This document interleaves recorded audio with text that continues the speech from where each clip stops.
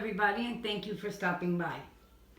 Um, I want to talk to you about a conversation because I called my mom this week and I got in a conversation with her about food shortages and everything. And of course, my mother was born at a time where the country was still going through the Depression. Now, she was much younger, and when she was very young, my mother never liked kitchen. She didn't like to cook, and she didn't like to do any of that sort of thing.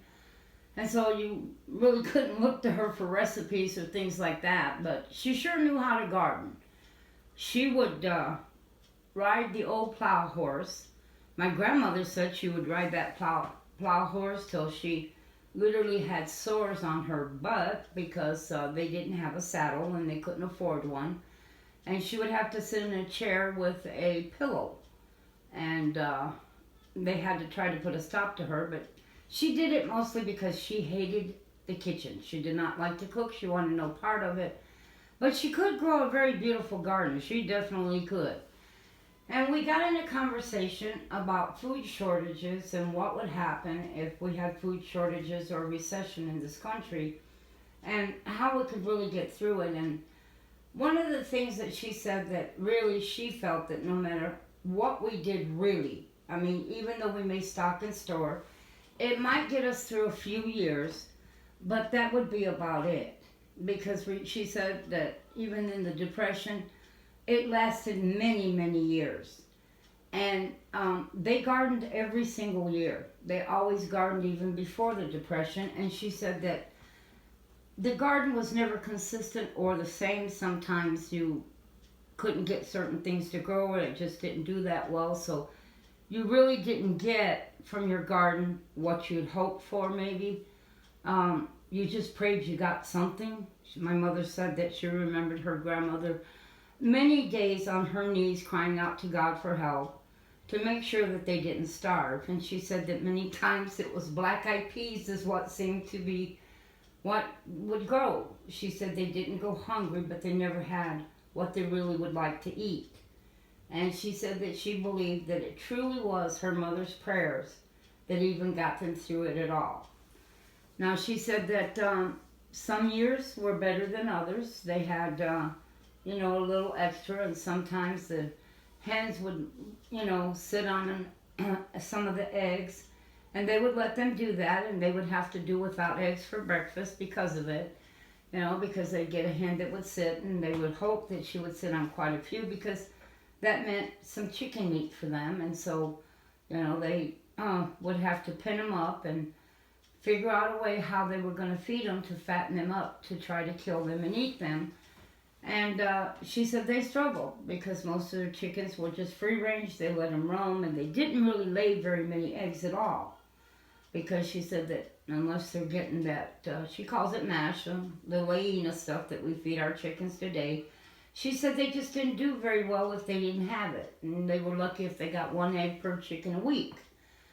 And we was just talking, I was telling her, well, do you think it could be a possibility that, maybe we could store some things for 3 or 4 or 5 years?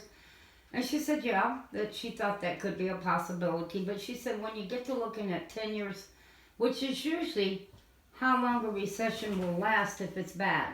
If it's really bad, it'll take that. And she said it'll, there'll be some people, she said, even during the Depression, some of them begin to recoup.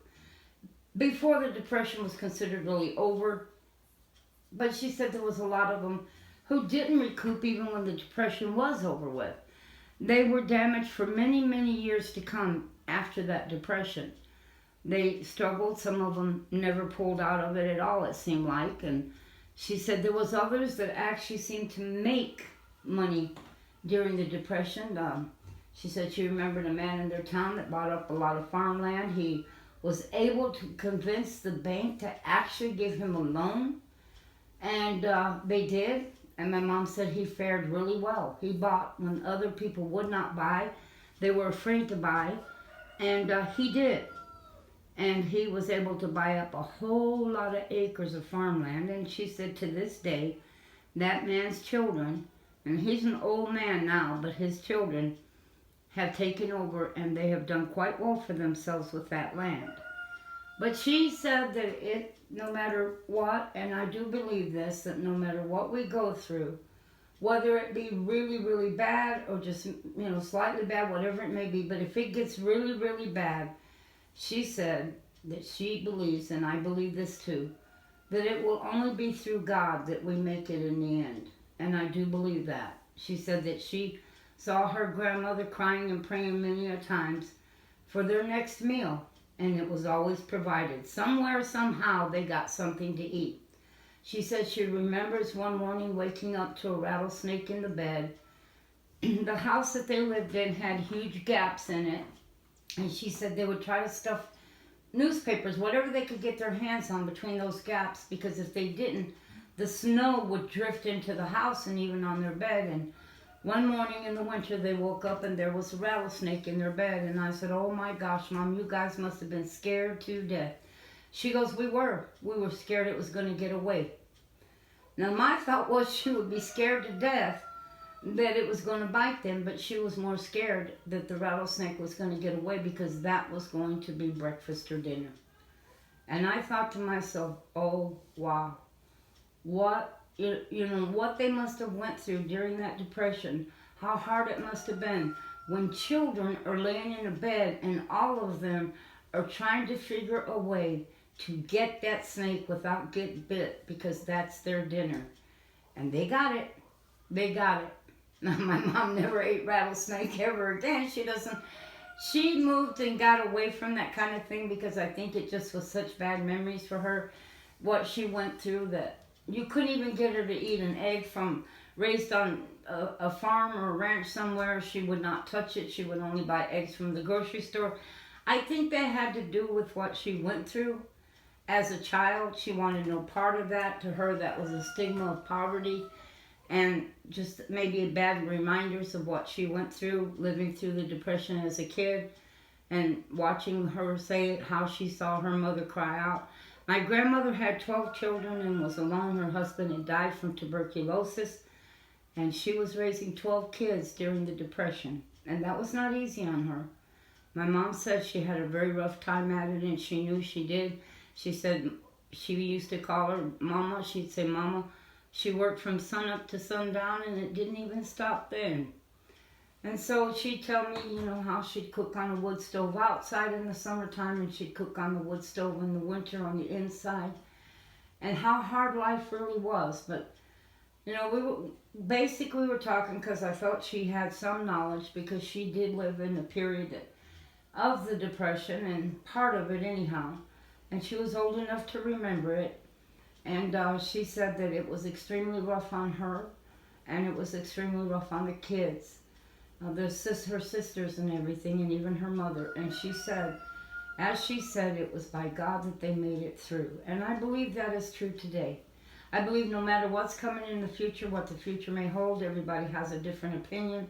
And I do think that we should always be prepared. That's just wise. It's a good thing to do. That we should always, have our own little pharmaceuticals, we can't necessarily stock up on, prescriptions that our doctors will give us unless they were willing to give us extra, but I don't know that they can even do that. But, just our basic Band-Aids and alcohols and, Q-tips and different things like that. I think we should always have those kind of things on hand. I think we should look around at what we basically use in our home on a fairly regular basis. And we should always keep a good supply of everything that we use in our life, in our regular life. I mean, I have chickens, and I have a year's supply of chicken feed stored for those chickens. My goats, they eat weeds and stuff, and I'm not too worried if something happens and I couldn't get a bale of hay.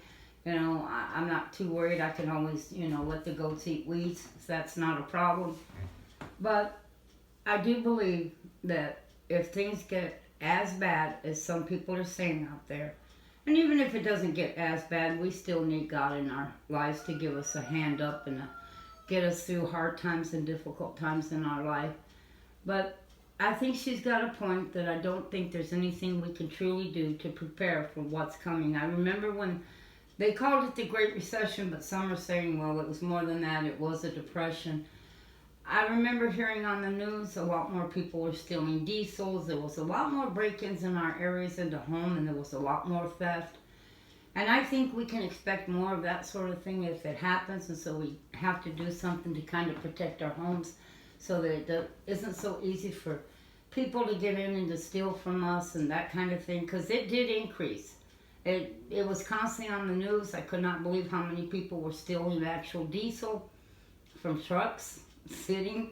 I mean, it was amazing. They'd pull up and stick a hose, and they'd have huge barrels, and they were filling them up with, gas. They got caught, but there was a lot more theft going on. People were stealing and robbing little cash checking places and different things at the time.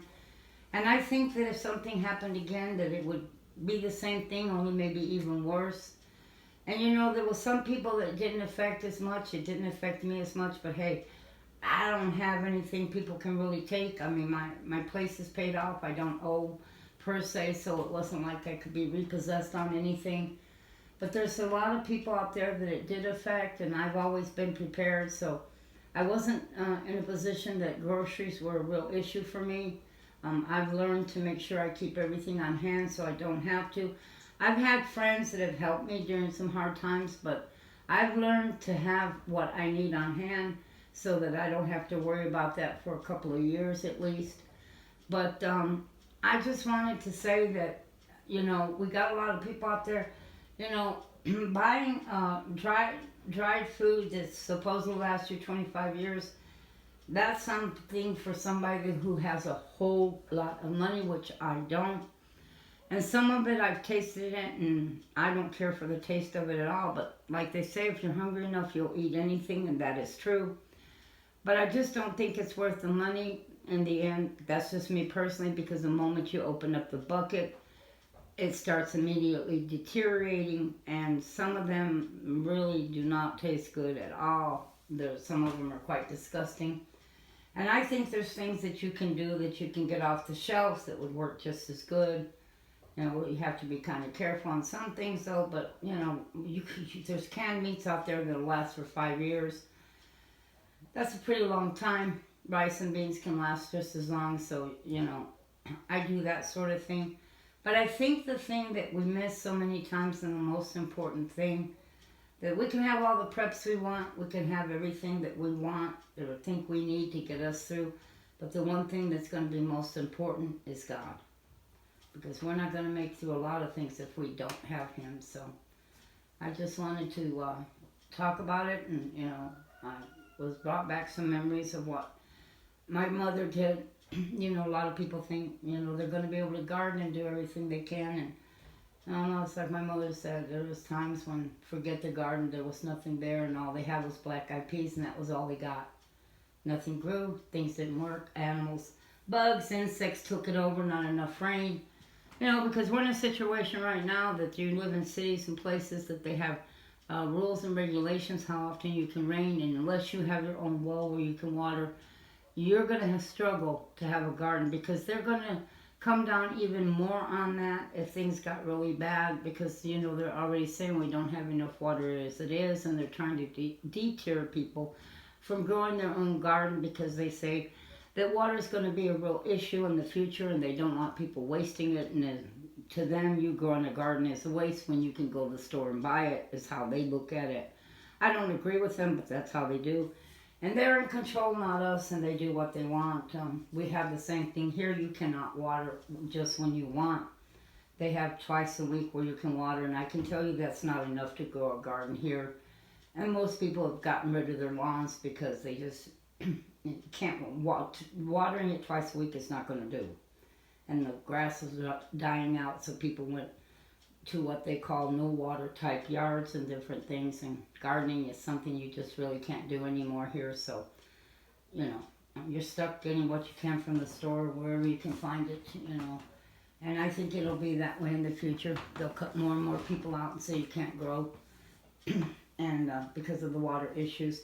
Like I said, maybe if you have a well, maybe you can, at least you got a better chance at it, that's for sure.